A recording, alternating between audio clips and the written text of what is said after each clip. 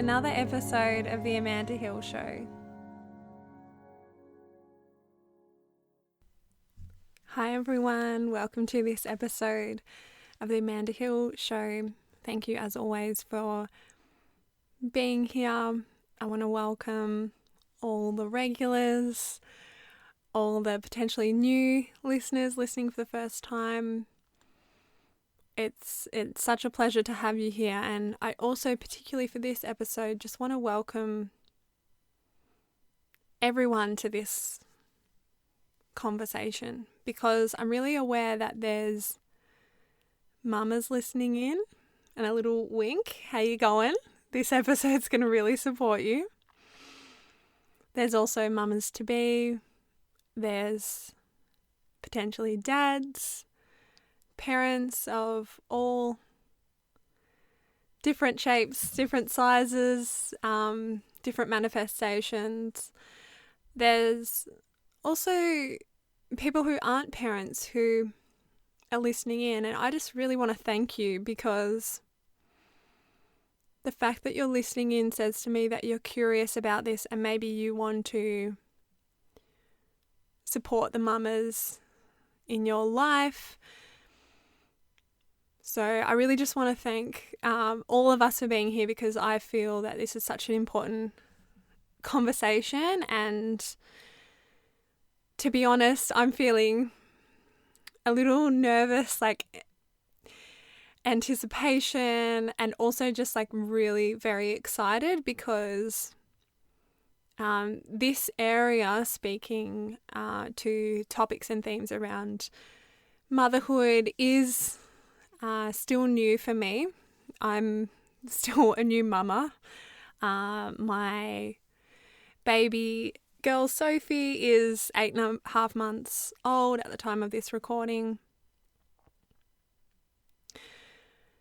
And so my intention with this episode is simply to normalize the fact that babies don't sleep through the night.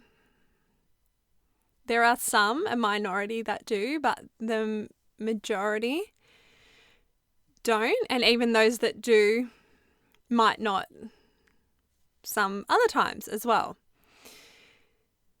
So as I said, my inner critic is telling me that I'm only a new mum. How can I speak to this? I'm not an expert in this area.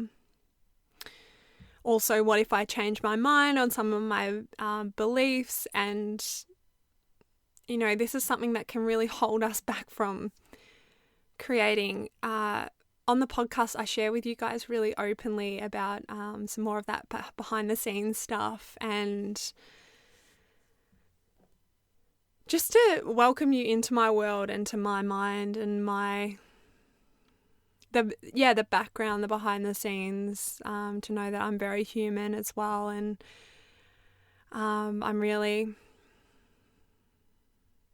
holding my own hand coming into this conversation, and reminding myself, which this is something that has served me for so many years, that if one person benefits from this conversation, then it's useful. So that's at the core of what I do and what allows me to show up.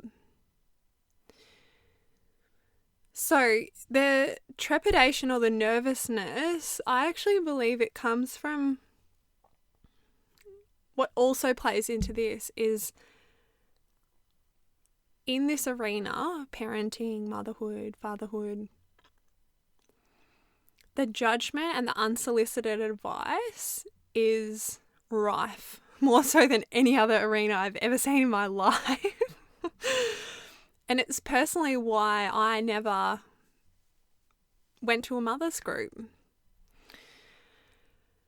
because I was really protective I am really protective of what I'm doing in my home, and really generating a confidence in our own intuition in our home, that so that it can also almost be untouchable in terms of what others have to say about that. And that's this lack of being able to have these conversations because of the judgment and the unsolicited advice is why I'm creating Magic Mamas, which is basically the mothers group that we've all been waiting for. And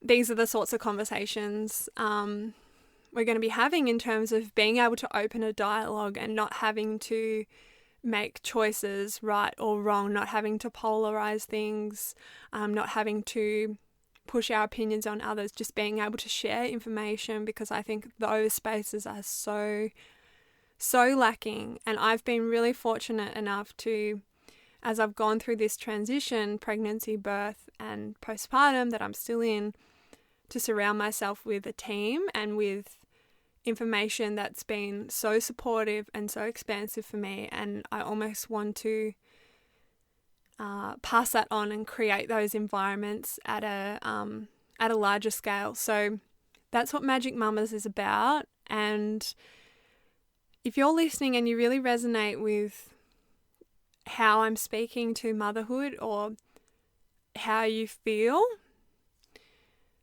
when you read something that I share, or you're enjoying that dialogue, then I would love to invite you to be part of it.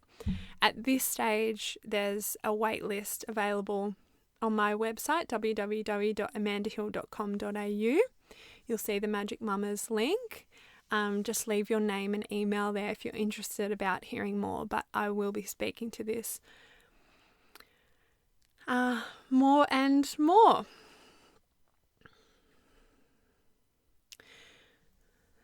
So how I teach, how I share, long-time listeners, you know, I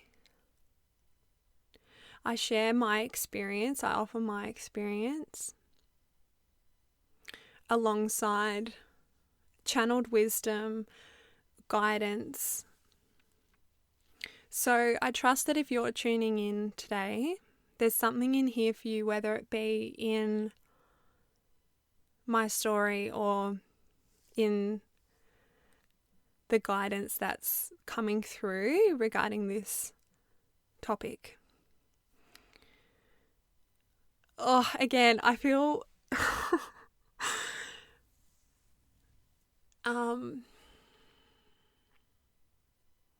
the nervousness that I feel is because I don't want to add to things being right or wrong. I'm going to share what I've experienced in my home, what's unfolded naturally for us. We have a really unique set of circumstances, like every family does. And these choices around sleeping and feeding that I'm going to go into, they are not things that I thought about extensively, like when I was pregnant or leading into it. They're just things that have unfolded really naturally and instinctively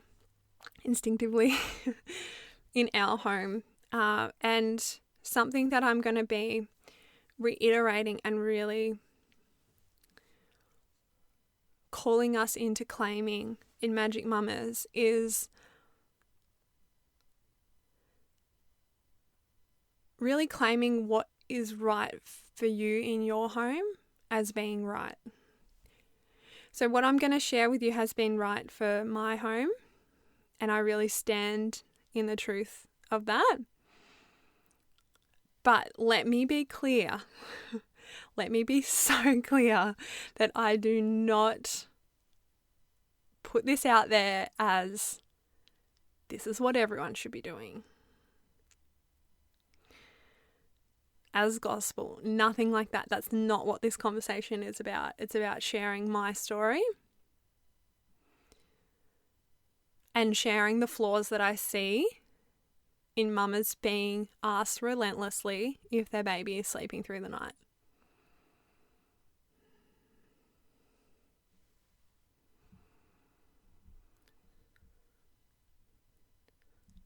So let's dive in to my experience. The first thing I want to share, when I was pregnant, my partner asked me a few times, and I asked this of myself as well, how are you going to go with the lack of sleep? This was honestly what I was most concerned about going into being a mama, because I've always been an 8 hours plus kind of gal, like couldn't function without less than that. And yeah, I just love my rest. And when I was pregnant, you know, I'd also have a nap like every day. So this was a concern for me, like knowing that the lack of sleep or interrupted sleep, like that's all I kind of knew. I didn't know like much more about baby's rhythms and feeding and sleeping. I just kind of knew like, oh, there's probably going to be a bit of lack of sleep, and I was concerned about how I would function in that. Also, when I was pregnant, I surrounded myself with my birth team and various supportive like books and information around birth and motherhood. And you can read more about this on my website if you're interested. On my blog, there's the breakdown of each trimester of what I was personally experiencing. But I was really almost like tunnel vision, because there's so much advice. The reason I surrounded myself with that team and all this like really nourishing information was because there was so much out there. And a lot of my education just happened in small conversations that created like shifts with my doula, my midwife, and my chiro. And they'd give me, you know, nuggets of wisdom, and I really trusted their judgment because they had intimately guided thousands of women, you know, between them all through that same process. Like, this is what each of them do. I basically looked for my like experts, you know. And so what they said had more weight for me than, you know, some random I met down the street. So every conversation was significant to me. I don't believe in accidents or coincidences. Often, like, you know, one of my practitioners would say something to me and I'd feel it. I'd be like, yep, I'm going to come back to that. Like, when baby's here, or like that was important to rearrange like my thinking in terms of the birth or whatever it is. But they were preparing me for what was to come. So, for example, I remember my doula asking me if I was planning to breastfeed. And I said to her, I would absolutely love to, like I'm really hoping to. Again, this was me personally. And she said to me, she's like, I just want you to be aware. And this is the reason I'm putting this in the podcast today, is just to pass on some of this beautiful wisdom that I feel like I was gifted with.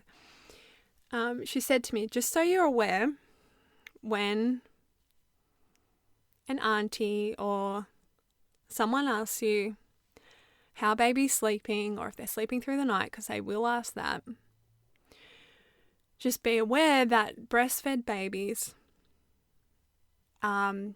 sleep lighter, and they often don't sleep for as long. So she explained to me that when a baby is formula fed, because they generally, the milk as such is heavier. So it's like, you know, when you have like a massive meal and then you just get like food coma, like that's kind of what happens when baby's formula fed. When they're breastfed, they don't go like KO'd in that regard, if this is making sense. So she was like, just be aware that someone might tell you a story of like so-and-so sleeping through the night. She's like, just be aware that if you're choosing to breastfeed, the sleep might be lighter. they might wake more to feed because they're feeding for comfort as well, which is not a bad thing, because that's promoting the connection between you two and da-da-da-da-da. So I had this in the back of my mind. As I said, I was keen to breastfeed, and it's probably like a whole nother conversation in itself if I do end up going into it. But I just read like a few info pamphlets and asked my mum about her experience, but like nothing more than that, to be honest. I hadn't planned like how many feeds I was going to do and like all that stuff. Yeah, and the same like when it came to sleep, I didn't think much about where baby would sleep. And even like saying this now, I think this sounds strange because I'm like, how did I not think about that? But there were so many other things going on while I was pregnant. Like a lot of my focus was on the birth. A lot of my capacity was on holding space for that. But I just, when we got the bassinet, I just popped it like in my office meditation space, which was always going to be baby's nursery, which like hasn't really turned out as that, because I've it's like a bit of both. There's like Sophie's change table in there, but she ended up in our room with us. But again, this isn't something that I like consciously really decided like, oh, I'm going to co-sleep. It was like, it just kind of unfolded for us. So my personal experience, I had an uncomplicated birth at home. It was 19-hour labour after a week of contractions that happened every night from 10 p.m. To 4 a.m. So I hadn't slept for a week leading up to giving birth. And I faced my greatest fear around being too tired because I gave birth the most tired I've ever been in my life.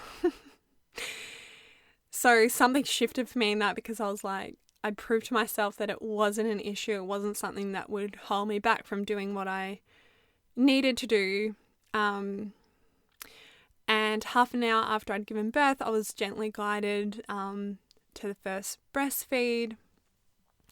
Sophie latched beautifully, and our breastfeeding journey has been like very straightforward as such.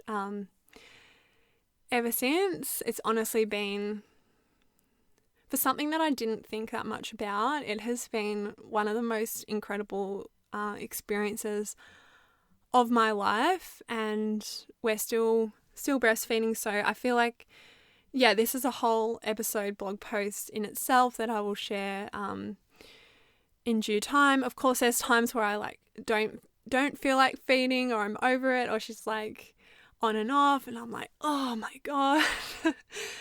And then there's also some of the most honestly beautiful experiences of my whole life.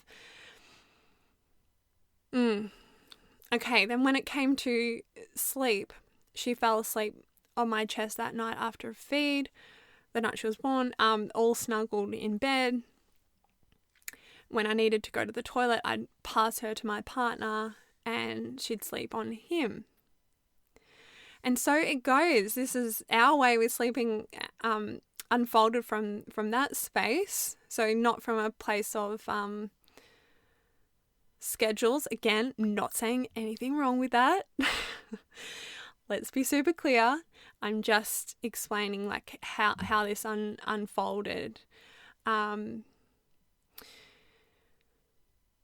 So yeah, in the first couple of weeks, I realized like, oh wow, we're co-sleeping. But it wasn't like, oh, I'm going to co-sleep because XYZ, or because this person does it, or like, even though there are so many benefits to it, it was just because that's how we rolled. That's what worked really easily for us, and I loved it. So that's what we did. So the first few weeks, Sophie was feeding from 10 p.m. till 4 a.m. Like every night, pretty much non-stop. You know, she'd have a little sleep from time to time. And I was tired, because I didn't sleep the week leading up to the birth and then had the birth. But I was so high from the birth, and it was a lot, and I had meltdowns, but I had a lot of support and I coped with it really well. I remember telling my doula about this pattern of how she was feeding through the night. And she said to me, like, remember, this is your job now, like, this is your devotion. And this was a rewiring for me, because it was me stepping into valuing what I was doing at home, where no one can see it. The work of a mama is behind closed doors. It was like me stepping into like valuing this and seeing this as much of my purpose as, recording my podcast, or like working with my clients, and like being front facing in the world. And this was a really humbling experience for me. It is a humbling experience for me. So when my birth team would visit, those follow-up visits after birth, and I'd share with them about how she was sleeping and feeding through the night and and they were unfazed. It was like not surprising to them. They were like, yeah, like she's coming down to earth. Like she, those first couple of weeks, it's like she doesn't know almost that she's like out of the womb. She doesn't know day and night. So, and, they were really like encouraging me and reminding me that I was doing so well and really seeing me in that. And a few weeks in, I had a day of Sophie feeding through the night, then the day like non-stop. I text my midwife and doula like late that afternoon. I was like, whoa, like she's fed most of the night and then most of the day, like I'm exhausted. Like, is this normal? Is this okay? My midwife wrote back, trust her, she knows what she needs. And I was like, whoa, like that in itself, I feel like that advice is like, I'm going to be taking that with me through my parenting journey. So simple, so profound.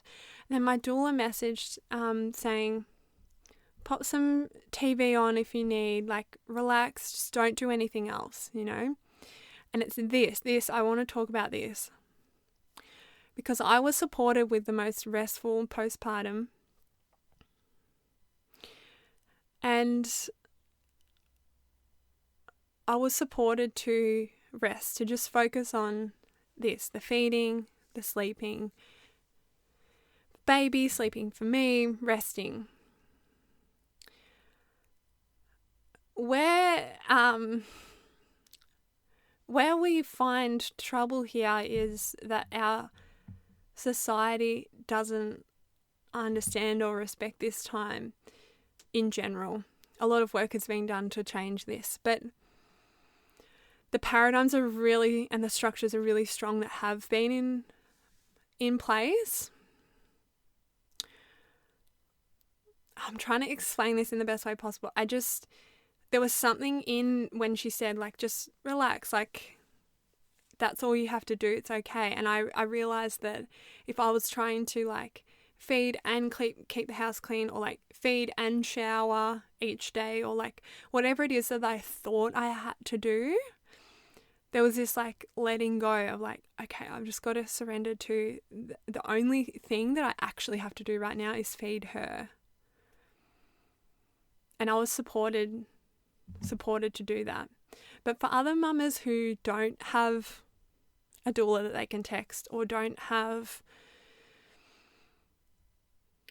people in their life they can share like how it really is for them, and have that feel safe, or they feel pressured to keep the house clean, or they are in a situation where they have to bring in income, or single mamas, or people who feel like they need to get their body back, or have their baby sleeping through the night, etc., then no wonder it is then hard to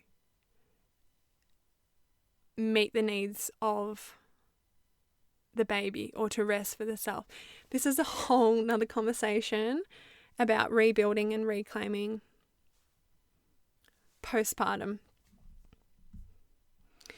But the reason why I'm saying that is because I had such a bubble around my home, particularly the first 40 days, first couple of months, I didn't have people coming in asking like if baby was sleeping through the night. Some people's opinions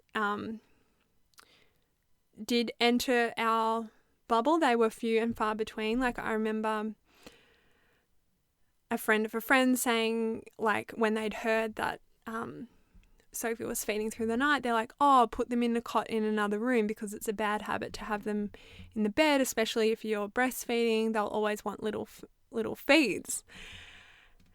And I was like, okay, like that's interesting. That's someone's opinion, that's someone's experience, and that's valid. But like what we're doing is working for us. And I loved falling asleep I still do now, falling asleep with her. I love feeding her through the night most of the time.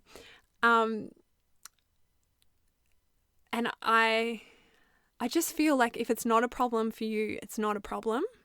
Like whatever you're doing, if it's not a problem for you, it's not a problem. So again, the unsolicited advice is not helpful, as are the expectations or the markers that we're unconsciously, subconsciously asking mums to meet. Okay, back to this. So basically and overall, I was very supported to stay in my own lane and really happy with what we were doing. My main fear about sleep, I'd actually smashed out of the park because, yes, I was tired during postpartum. I'm still tired, but it's not like I couldn't function. I was happy. I was in this, I'm saying like I was, but I feel still like I am. I'm in this sleepy, dreamy state, but it was like more concentrated in that early postpartum, I guess. Yes, I was in that sleepy, dreamy state with Sophie, and it's like we were both in that together, and I just loved it. And I have so many theories about this as well. So like I feel as though perhaps we are meant to be in this dreamy state after we have a baby. Like in that we are not meant to fully return to the world. And if we were sleeping 10 hours and like then we'd be able to do so much more in the day. But is that the way nature designed it? I don't think so. I think that this another way of looking at this like tiredness or this sleepiness, this I call it, this dreaminess, is that it's actually like really beneficial in that like for me, I'm only speaking, for me personally, I've found it beneficial in that because I know that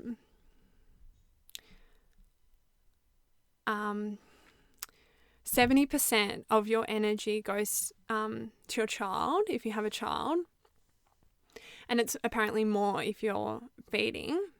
So knowing this, and even before I knew that, I felt that, means that I don't have like room in my life for anything that's not the full fuck yes. And I really think that this is how it's meant to be. I think it's part of the transition into motherhood.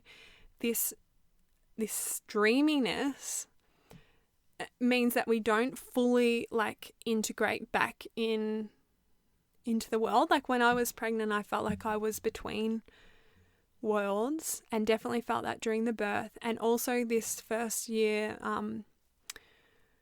after birth, I still feel like that. I still feel like I'm in between two worlds, and it's this space that I've found to be like highly restful because I'm not in the pace of the rest of the world. I like my nervous system, like I can rest because I'm in that dreamy state like all the time, most of the time. I also have found it to be highly creative, highly intuitive, and just highly beautiful. It's like a sleepy, dreamy oxytocin days, And to be honest, I don't want to be fully functioning in the rest of the world at this point in time. I want to soak up this chapter, this season. And this is also how I speak to quote unquote baby brain. And this is also maybe an episode in itself, because I have a lot of theories about what baby brain is, why it's actually really useful, how it's misperceived as such.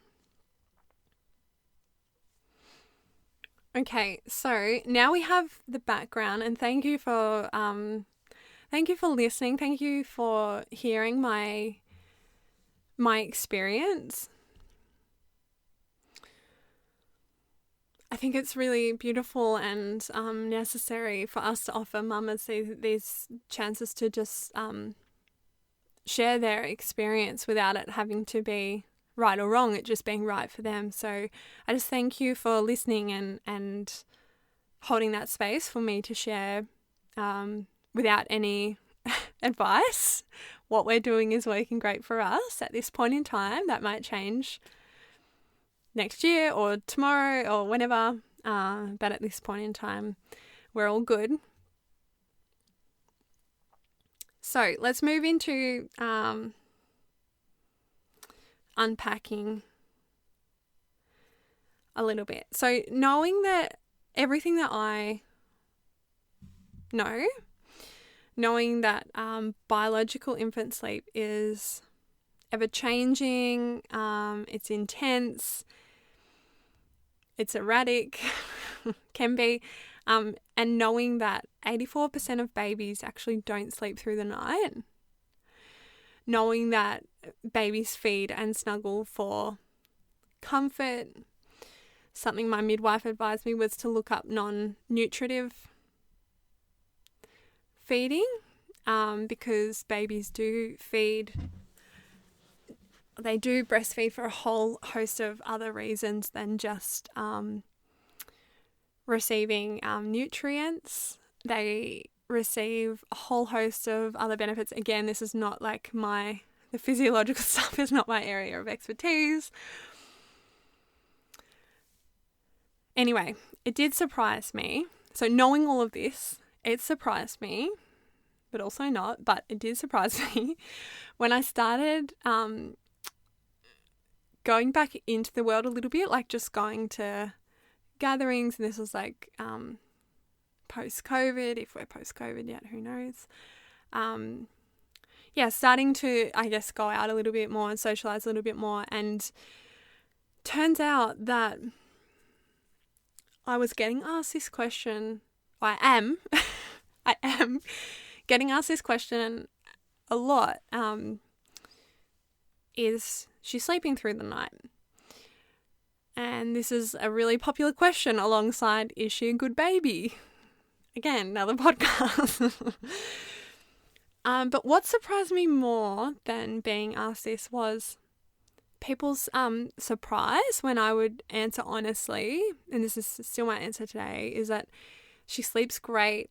She feeds a few times through the night, which is quite normal for a breastfed baby. But the response I would get would be like, oh my gosh, really? Like a few times in the night? Like, oh, you know? I was so confused because it was triggering me. And I'd go away, and I have gone away and like felt into this and felt into, is this triggering me because I'm insecure that Sophie has never slept through and some other babies do? And when I tuned in, no, that wasn't it at all. I wasn't resenting that Sophie hadn't. I wasn't desperately needing her to sleep through. As I said, I was like, I am like happy with what we're doing, and I trust myself, I trust my judgment. I wasn't judging that she hadn't yet. It's not actually a goal for us at this point in time. I was tuning in, like, am I jealous of other mums that babies sleep through the night? And I thought to myself, well, a full night's sleep, like, would be good. Like, I'm human. I'm not going to say that I would say no to that. But no, I don't feel jealous. And I'm really aware that there's, like, potentially some mums listening in that their baby does sleep through the night and maybe has always slept through the night. And I just want to say that I, like, celebrate that, and I really would implore you to, like, celebrate that and really own that. But yeah, I don't feel jealous, because here's the thing. I know as soon as Sophie sleeps through the night, it's going to be bittersweet, just like I'm learning, just like every leap is in motherhood, because I'm noticing that these leaps are, like, exciting, because it's like, oh, she's growing, she's getting bigger. But then there's a sadness because it's like, oh, that chapter that we've just had is never going to be again. So yes, this chapter of feeding through the night, like, I've always acknowledged, I'm like, this is a season, like, this doesn't last forever. And anyway, coming back to the trigger,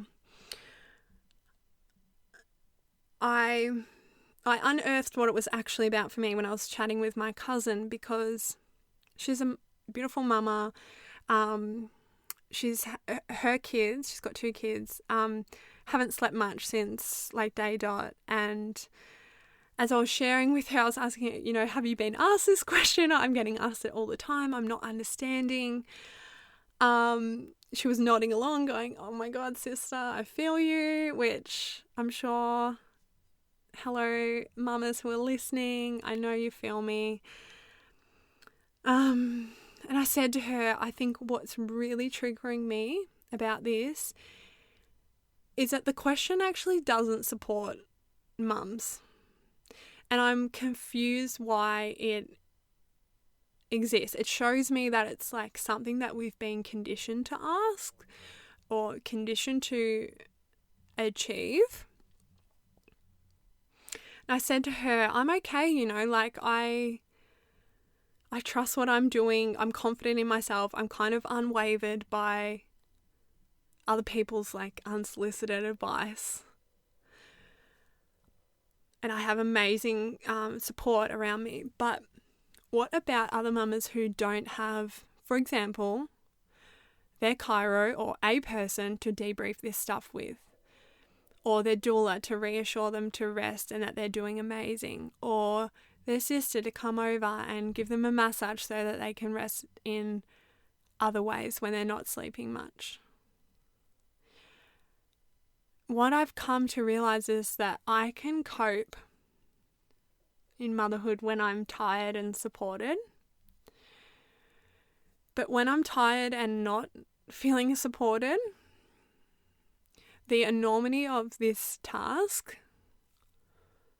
it would be enough to throw me over the edge. Like, honestly, no wonder mamas struggle mentally or don't want to leave their house. When they leave, sometimes they are asked questions relentlessly like these, then given this look when they don't match up, or told about a story of someone who, is doing it way easier, or whatever happens.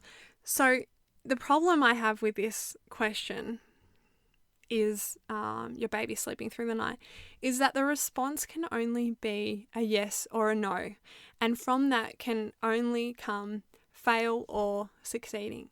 It doesn't give space for the experience of everything else. So I believe that a better question, if someone really wants to know about sleep, would be like, how are they sleeping? And then if you are close to them, like, how can I support you? Or I'd love to help out in some way. The other thing that's here is I'm so cautious about, like, people then being scared to ask anything for fear of, like, offending. I just want to be really clear, because there might even be some people listening in who have asked me this question who are like, fuck, sorry, man, like, I didn't mean to upset you. I'm not upset at you and I'm not offended. Like, I don't get offended by this. I get curious, I get interested, and I get aware of who might not cope with being asked this question all the time, because I'm only just coping with it. And I have like the most incredible support around me. And I'm interested at creating dialogues and systems and structures, creating new ways of supporting mamas, because I believe that mums are the fabric, the thread of the tapestry of our society, and I believe that they are royalty. So I'm really curious about how we can support them, how we can create conversations that really elevate them, that don't polarize them.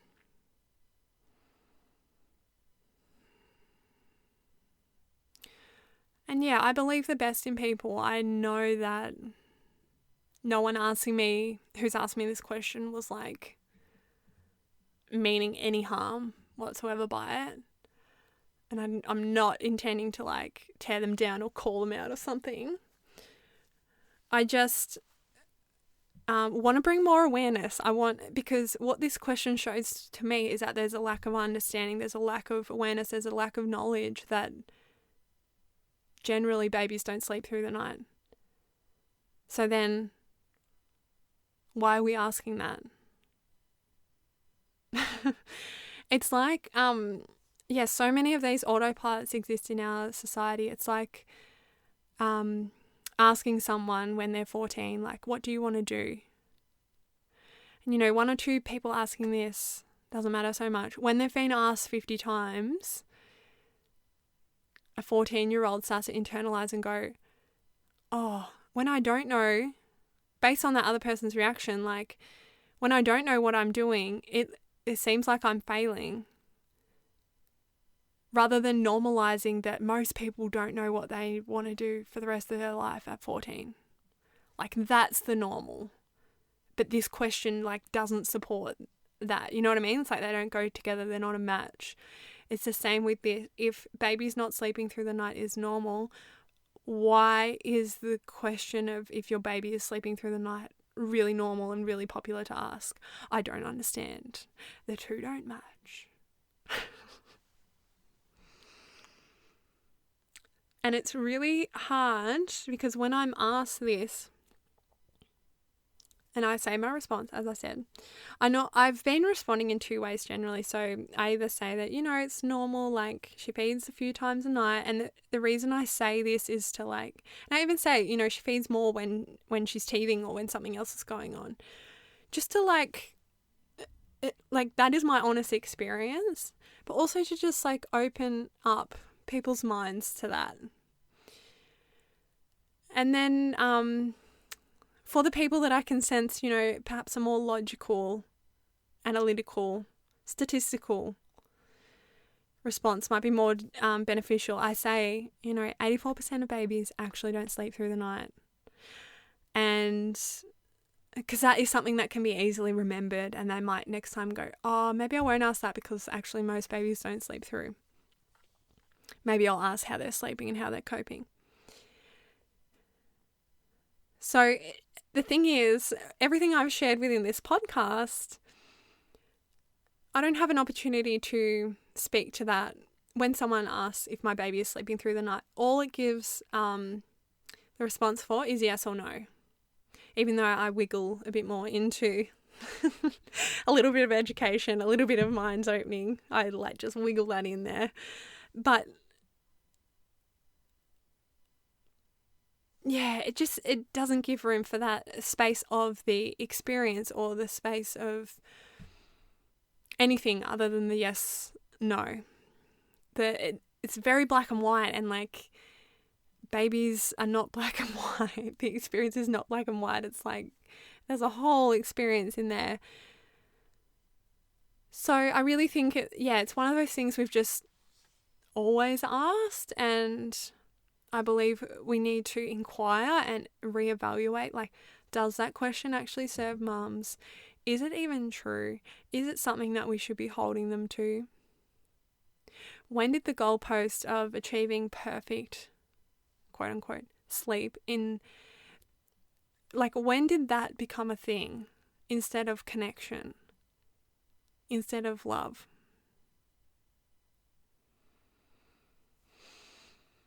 Mamas, I can feel your exhale, and I'm exhaling with you. I've been wanting to speak about this for a few months, but I've been nervous. But I'm growing into these conversations because I can't not. There's so much passion and fire inside of me around these topics, and that's why I'm creating Magic Mamas, because I just get lit off creating more supportive experiences for mamas. As I said, I'm not a sleep or breastfeeding or parenting expert. I am for my child, but I'm not for anyone else's. So yeah, and I stand in that. I'm the expert for my child. I'm the best possible mum for Sophie, as if you're a mama listening in, as you are for your child or children. Just please take what I have been saying here with a grain of salt. I'm only sharing my personal experience and then my ideas of how to tackle this, because in speaking to my other mama friends, I know that this is something that they've all also faced, and it also hasn't been supportive for them. Yeah. So when it comes to Magic Mamas, it won't be conversations around, I do this and you should too, or I do this, what do you do? That sounds wrong. Which I know sadly still exists. I know this exists because I get chatting to mamas at cafes often, because I go for my chai each day with Soph. So beautiful having a child, because it's like instant icebreaker. I'm just loving the connection I can have with other humans just so easily. And yeah, I often get chatting to another mama if they've got like a kid similar age as Sophie.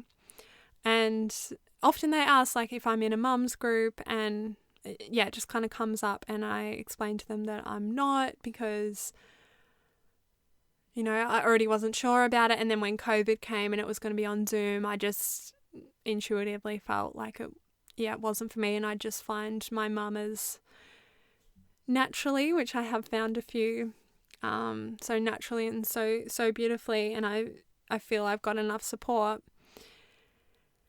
And their response is that they're so shocked that they're like, oh my gosh, I've got a mum's group, like I can welcome you in, which is so beautiful. And I always like just graciously decline, because I still don't feel the need for it. Again, personally, just me. I have a connection in other ways. And then in the next breath, like this happened a couple of weeks ago, then a mama started telling me how she'd made a different choice to the other mums in her group, and she was experiencing severe anxiety about them finding out about this choice she'd made, because she felt like she was going to be exiled. And I offered her some empathy and things, and then I walked away and I thought to myself, that's really not selling that environment to me in any way. If that exists, I know there are some mothers group that happen to be absolutely beautiful and amazing, but in this scenario I was like, oh yeah, confirmation that I haven't sorted out my local one, because if that exists, I don't want anything to do with it. And this is all the reason I'm sharing this with you, is I just wanted to share like more of where Magic Mamas is coming from. It's coming from this. I can't say much more yet about it, but if you resonated with this podcast and the energy of this, and elevating the status of mothers and being in a really nurturing and expansive space for motherhood, then I would, as I said, really recommend you get your name on the wait list. It's on my website. I'll put it in the show notes as well. Okay, oh my gosh, I'm feeling amazing because I have followed the calling of my soul, and that was to share my experience and to share some channeled guidance around this topic and what I feel we can move into as a society, how we can change these conversations, because conversations and words, they form the fabric of our society. They create our norms, and I really believe that one conversation at a time is how we elevate, how we make change. So that's really exciting to me. So I hope this has been so beneficial for everybody listening in. And I would always love to connect with you. If you're on Instagram, you'll see I'm making little posts you'll see the title of this episode in a post. Please feel welcome to come and share under that in the comments how this episode landed for you, if you resonated with what I'm sharing, if you've been asked this question. I just love hearing, and if you love what I'm talking about, I just welcome you with open arms to be part of Magic Mamas when it arrives. Okay, it's 1:11 p.m. Angel numbers. I'm pretty sure last week we had angel numbers at 11:11 as well. So blessings to you listening in. And thank you so much. And I'm just going to wrap it up here. Sending all my love, and can't wait to be back with you on the podcast again. I'm just like frothing it. I'm high from these conversations. So thank you so much. All right. Lots of love.